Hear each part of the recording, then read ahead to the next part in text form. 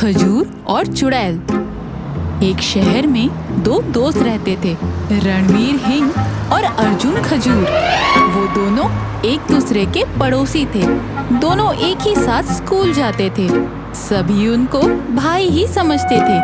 साथ खाना पीना, साथ घूमना, सारा दिन साथ ही रहते थे। पर दोनों बहुत शरारती थे।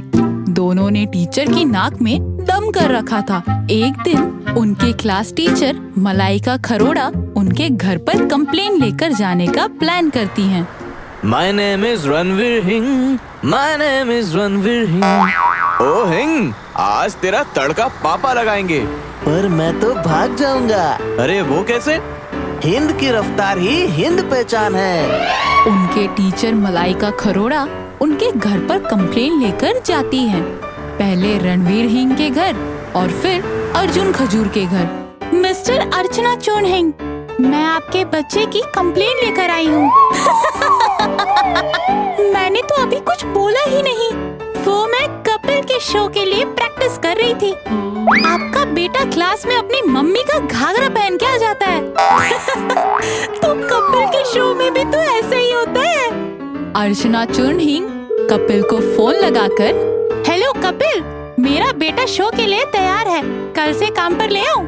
आप चिंता मत कीजिए, कल से ये अपनी मम्मी का घाघरा पहन के नहीं आएगा। कल से बेटा स्कूल क्या पहन कर जाएगा? दीपिका का घाघरा। मलाइका खरोड़ा हार मानकर खजूर के घर जाती है। आओ आओ मलाइका आओ। मिस्टर शक्ति खजूर, मैं आपके बेटे की कंप्लेंट लेकर आई हूँ। आओ कंप्लेंट। ये कहता है कि इसे मुझसे शादी करनी है। ये नन्हा सा प्यारा सा छोटा सा बच्चा है, तुम मुझसे शादी कर लो मलाइका। इन दोनों को क्रिकेट खेलने का बहुत शौक था। ये लोग रोज क्रिकेट खेलते थे, लेकिन आज का दिन स्पेशल था क्योंकि आज अर्जुन ने सेंचुरी मारी थी। अचानक से उन दोनों को किसी लड़की की गाना गाने की आवाज सुनाई देती है। तूने मारी सेंचुरियां तो दिल में बजी घंटियां रे, टंग टंग टंग टंग। कौन गा रहा है? थोड़ी देर के बाद वो आवाज फिर बंद हो जाती है। जब ये दोनों मुड़कर गाना गाने लगते हैं तो गाने की आवाज फिर से आने लगती है। तो ये दोनों डर जाते हैं। कौन है? सामने आओ, वरना क्या? वरना मैं रो दूंगा। पेड़ के पीछे से एक सुंदर सी लड़की बाहर आती है। उसकी खूबसूरती देखकर दोनों दंग हो जाते हैं। उन दोनों को उससे प्यार हो जाता है। तुम कितनी खूबसूरत हो। तुम्हारा नाम क्या है? क्या तुम मुझसे शादी करोगी? क्या तुम मुझसे शादी करोगी? अरे तू ये सब लड़कियों से शादी करेगा? मलाइका खरोड़ा का क्या होगा? अरे उसको उसका हस्बैंड तरबूज खान संभालेगा। तुम मुझसे शादी कर लो, मेरे पास बहुत सारे घाघरे हैं, तुम्हें कभी कपड़ों की कमी नहीं होगी। अरे शांत हो जाओ, शांत हो जाओ। मेरा नाम प्रियंका खोपड़ा है और मेरे जैसी खूबसूरत लड़की से शादी करने के लिए कुछ पापड़ तो बेलने पड़ेंगे तुम्हें। मैं तुम में से एक से ही शादी कर सकती हूँ। ठीक है, ये पापड़ बेल लेगा और मैं पुरिया बना लूंगा और तुम गरम गरम परोसना। तीनों साथ मिलकर एक होटल खोल लेंगे। इतने डम है ये दोनों। अरे अरे, वो पापड़ नहीं, मेरा मतलब तुम्हें मेरा एक काम करना पड़ेगा। इस शहर में एक बहुत बड़ा तांत्रिक रहता है, गोची बाबा। तुम्हें उसे पकड़कर मेरे पास लाना होगा। रणवीर और अर्जुन दूसरे ही दिन गोची बाबा की तलाश में निकल जाते हैं। जैसे ही वो गोची बाबा के घर पहुंचते हैं, देखते हैं कि वहाँ गोची बाबा रे बहन का चश्मा पहनकर बैठे होते हैं और उन्हें देखकर खुश हो जाते हैं। मुझे पता था मेरे रणवीर अर्जुन आएंगे, जमीन की छाती फाड़ के आएंगे और आसमान का सीना चीर के आएंगे। तुम्हें कैसे पता हम आएंगे? तुम राखी हो या गोची? डोंट वेस्ट माई टाइम बच्चा, लेट्स गो। वो दोनों जब गोची बाबा को लेकर जा रहे होते हैं, रास्ते में गोची बाबा एक मंत्र पढ़ना चालू कर देते हैं। तीनों वहाँ पहुँचते हैं तो देखते हैं कि उनके सामने खड़ी प्रियंका खोपड़ा एक भयानक चुड़ैल का रूप ले लेती है।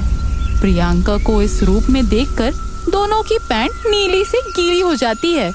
स्टूपिड तांत्रिक, तूने आते आते मंत्र फूट दिया और मैं अपने असली रूप में आ गई। अब मैं तुझे नहीं छोड़ूंगी, अब मैं तुझसे ही शादी करूंगी। प्रियंका, तुम मुझे छोड़कर इस बूढ़े तांत्रिक से क्यों शादी कर रही हो? इसमें ऐसा क्या है जो मुझ में नहीं?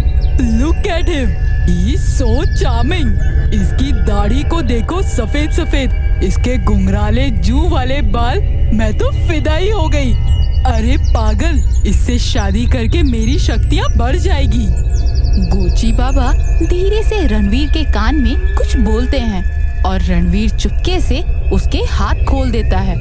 गोची बाबा मंत्र पढ़कर प्रियंका खोपड़ा पर फूंक देता है और प्रियंका खोपड़ा जल के भस्म होने लगती है।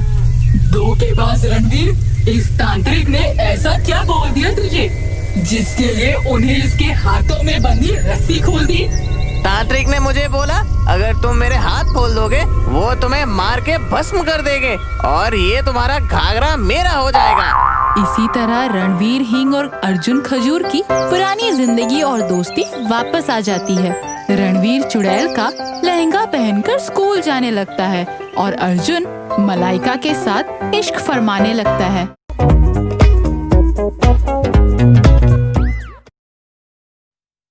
चुड़ैल का पोस्टमार्टम। डॉक्टर विकास वर्धन हर काम को सही ढंग से करने की सच्ची लगन के साथ मरीजों की सेवा करता है। Senior doctor Hansraj doctor Vardhan के केबिन में आए। वर्धन, आज एक डेड बॉडी का पोस्टमार्टम है।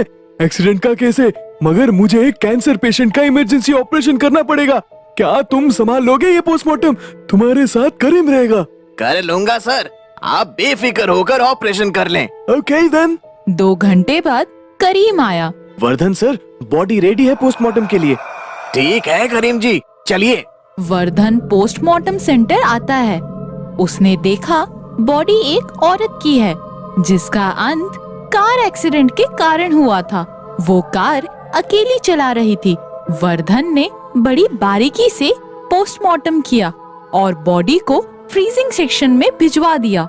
थोड़ी देर बाद वो फ्रीजिंग सेक्शन में आया फाइल पर साइन करने के लिए। एक बार बॉडी का नंबर टैग मिला लेता हूँ। अंदर 2 डिग्री टेम्परेचर था। वर्धन ने औरत के बॉडी का ड्रॉयर खींचा। तब कुछ ऐसा हुआ कि वर्धन की सांसें डर से बंद होने को आ गई। औरत का बॉडी धीरे धीरे उठकर बैठ रहा था। वर्धन, बड़ी सफाई के साथ तूने मेरे बॉडी का चीर फाड़ किया।